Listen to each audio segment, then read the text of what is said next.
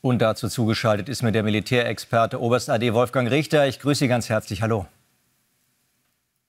Schönen guten Abend, Herr Tüxen. Herr Richter, 1500 nordkoreanische Soldaten, vielleicht auch viel mehr, vielleicht auch weniger. So ganz genau weiß man das zur Stunde noch gar nicht, sollen da aber zur Unterstützung nach Russland geschickt worden sein. Die USA bestätigen das im Grunde auch. Inwieweit, wenn das alles stimmt, aus Ihrer Sicht, eskaliert das den Krieg noch einmal? Ja, zunächst mal müssen wir die Fakten festhalten. Es geht also um südkoreanische nachrichtendienstliche Erkenntnisse, die wir ja schon seit einigen Tagen kennen. Zunächst waren es 1500 Soldaten, seit heute wird von 3000 Soldaten gesprochen. Sie sind wohl nach Wladiwostok verschifft worden, sind von dort in einen oder mehrere russische Truppenübungsplätze gegangen im Osten Russlands, also noch nicht in Europa, sofern man das weiß, und werden dort offenbar auch an russischem Gerät und möglicherweise an Drohnen ausgebildet. Und Sie haben ja schon darauf hingewiesen, dass seit Juni ja eine sehr enge militärische Kooperation vereinbart worden ist zwischen Russland und Nordkorea, die auch eine Beistandspflicht enthält.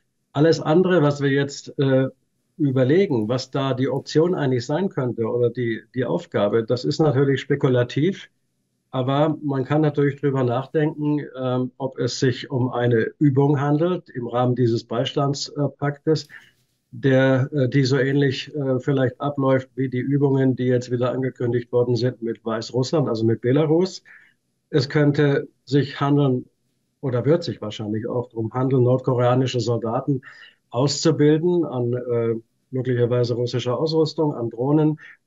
Wir sollten auch bedenken, dass Nordkorea ja überhaupt keine Kriegserfahrung schon seit, ich glaube, 70 Jahren nicht mehr hat und dass sie möglicherweise davon profitieren wollen. Wenn man dann über Einsätze nachdenkt, aber ich sage ja, wir sind hier im spekulativen Bereich, dann käme einmal die Option in Frage, im Bereich Kursk eingesetzt zu werden.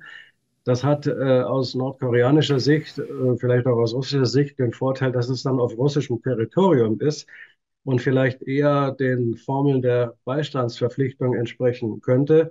Und sehr eskalatorisch wäre es natürlich, wenn ein Einsatz in der Ukraine erfolgt, aber dafür haben wir im Moment noch keine Hinweise.